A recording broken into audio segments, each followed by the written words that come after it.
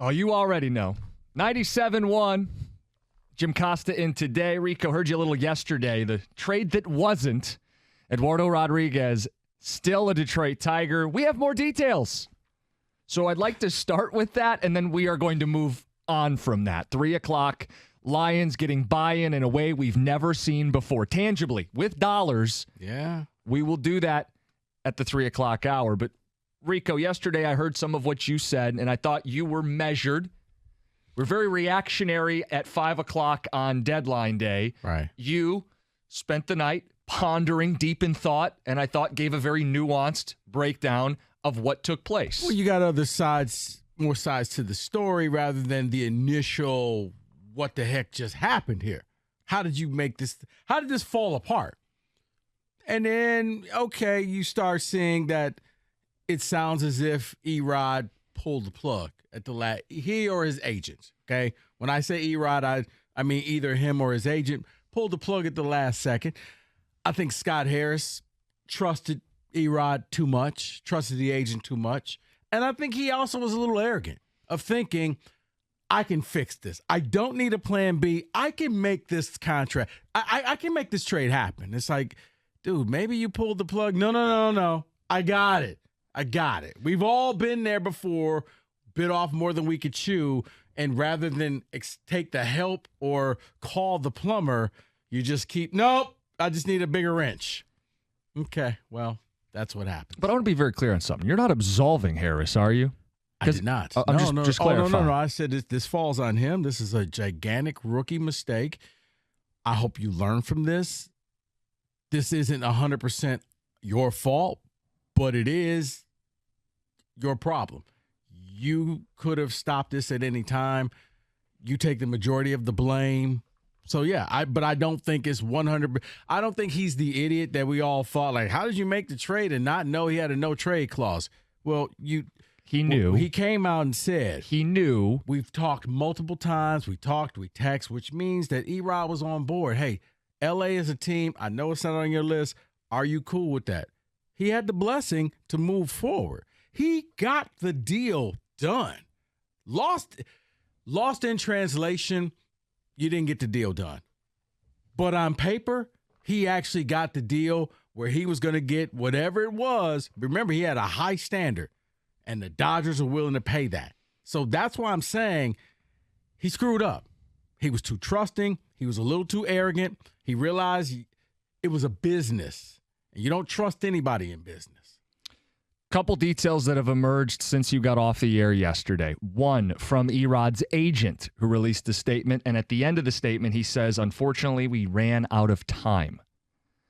When you run out of time, that implies maybe your general manager shouldn't have walked it all the way up to the very end. We have some reporting from Ken Rosenthal, Baseball Insider. He used the phrase catastrophic when it comes to how the Tigers handled the deadline. He called it a catastrophic outcome. His reporting indicates that a deal was agreed to, it sounds like, on Monday night, the night before. But, of course, you need Eduardo Rodriguez to sign off. Rosenthal reports he wanted an extra $20 million tacked onto his contract to feel comfortable going to L.A. because if he gets hurt, he wants to know that he'll miss out on free agency, but he'll still get made whole. The Dodgers didn't want to do it. That unraveled. Rico, what I don't understand is the Dodgers pivoted and still found a pitcher, albeit not one as good as Eduardo Rodriguez, but they pivoted. According to Rosenthal, they were trying to make it work in a 3-team trade to help the Tigers, but when that thing died and wasn't going to be resuscitated, they went out and found another way to make their baseball team better, whereas Scott Harris didn't. Right. So I know we've had a night to put your head on the pillow and think, and actually a couple nights to think about this. Well, see, that's why I said I think that was the Scott Harris arrogance. Right. Whereas the Dodgers, no, this is a business. Listen, they wanted Verlander. They didn't get Verlander, so they had, okay, this, it's one of those like in the movie, okay, we got to open up this envelope and now read these instruction codes. Okay, we're not going to go after this guy. We got to go after this guy. We got to have multiple sets there. They got to plan C or D. They didn't want this guy, but everything else had failed. That's why I say, Harris, I can make this happen. It's like instead of being smart about it and saying, okay, let me have some backup stuff, he was prideful. Pride bit him in the ass. In none of the reporting that I've seen, Harris's comments from the man himself, Erod's comments yesterday after the game, comments from Eduardo's agent, reporting from Ken Rosenthal, none of it has changed my opinion that Scott Harris was in over his head and botched this. Now, you can say it was a tough situation, clearly. A lot of moving parts. But it doesn't change the fact that he botched this. I don't know if anybody else's opinion has changed or wavered as more info has come out, but Rico, I look at it like this. If you don't have firm, yes, I'm waiving my no-trade clause in writing, then you better have a plan B to avoid, as Rosenthal put it, a catastrophic outcome, which is the possibility that he walks for nothing at the end of all of this. He didn't hire a GM. Catastrophic's a little strong, but I and not my words. Jim's got an axe to grind. That is baseball bow tie. No. Ken Rosenthal, who has sources and a reputation. He says this was catastrophic. I understand. And I agree with him. I agree with him that given what was at stake in a market perfect for people selling pitching, Scott Harris was left holding the bag. And it's his own fault. He took it to the very end and gave himself very little wiggle room, did not have a plan B. It's on him. I don't blame Eduardo at all. Eduardo Rodriguez had this in his contract. He's allowed to say no, and he did. It's Scott Harris's job to work ahead, have contingencies, and be prepared to pivot. The Dodgers pivoted, a real baseball organization. They're not happy either, but they pivoted, and the Tigers didn't. So you tell me where you're at, 248-539-9797. But people trying to slice up the blame pie, the biggest helping still goes to Scott Harris. Yeah. If the entirety of it is his. I said he gets a very large slice, but I do think that Erod helped out. Erod gets a pretty big slice himself. What did he do wrong? You led everybody to believe that this was going to happen. Instead of just saying, you know what? No. Don't go down that road. Not this team. Let's go someplace else. You gave the blessing, and then you invoked your no-trade clause at the end that no one could say, no, you can't do that. But you don't let it go this far. You could have pulled the plug and said, hey, whoa. I already said I'm not going there. What are you doing? He was in contact with Scott Harris.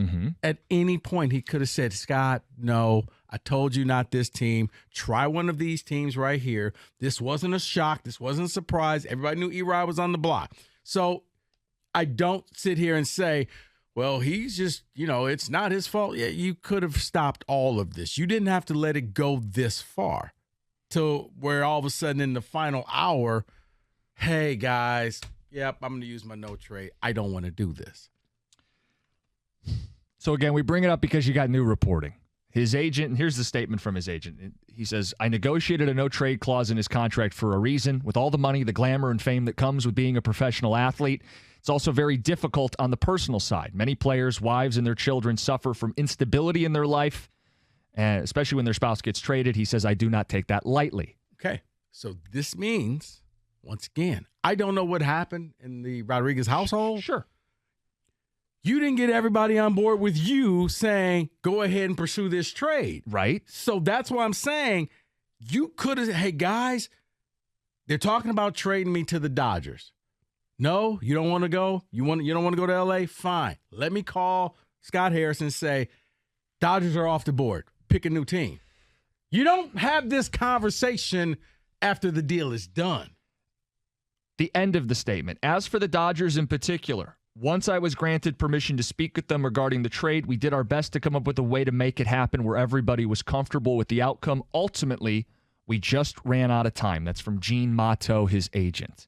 The ultimately we ran out of time to me implies, you tell me if I'm reading this wrong, implies that if they had maybe another 24 hours, another 48 hours, they may have been able to get it done.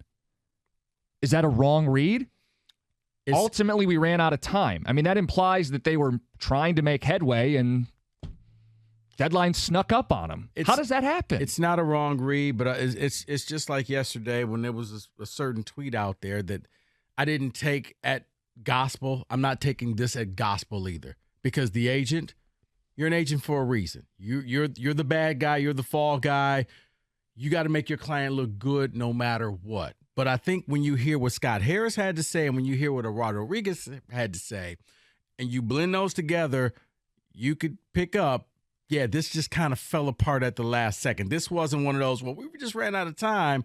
I think this is the agent thinking, oh, my client's looking pretty bad here. Let me take a little bit of this and make it seem like it was all on me.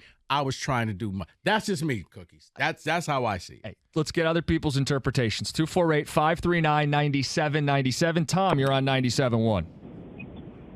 All right. Well, I think I'm going to touch on what the tweet with the agent, and if it really did boil down to one more year and $20 million that Erod was trying to extort, whatever word you want, for this thing to happen. I mean, the Mets were ecstatic to pay $100 million to get 4 or 5 top 100 prospects. Mm-hmm. So ultimately, if you could have given, I mean, maybe he would have taken a bonus of $10 million and not have to get the extra year tacked on, and just said, hey, everybody's happy. Here's a $10 million bonus. You're basically buying his contract out for 10% on the dollar, 10 cents on the dollar, and you're getting, and for that money, you're achieving the extra prospects that you so covet. You're saying the Tigers should have paid some of the freight if he opted in, is what you're saying. Absolutely. The way that the Mets, so just so people know, the Mets are paying a good chunk of Verlander and Scherzer's salaries, and Scherzer is opting in. So this isn't like some something that doesn't happen. This does happen, and Tom, maybe that's one way that they could have helped facilitate this if they were more creative. Because I don't think Eduardo was wrong to ask for $20 million tacked onto his deal. Because I think his fear was, if I get traded somewhere I don't want to be, I have an arm event, I don't get to hit free agency, and now I missed out. At least give me the 20 on an extra year. Right. Dodgers didn't want to do it. They tried to make a 3-team deal work, couldn't do it. They pivoted and got a pitcher. Meanwhile, Scott Harris. So, I mean, I think some people are trying to blame Eduardo. I'm not. The more I've seen, the more I've heard, Scott Harris was in over his head. He did make the mistake. And I'm not saying he should be fired. No. I'm just saying, guys, we can be critical of our first-time president of baseball ops when he didn't do his job. And if I had to put this blame, I would probably give Harris about 70. I would give Rodriguez the other 30.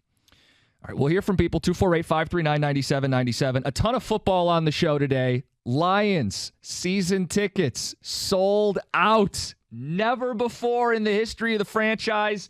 We will get to it at 3 o'clock. It's 97.1.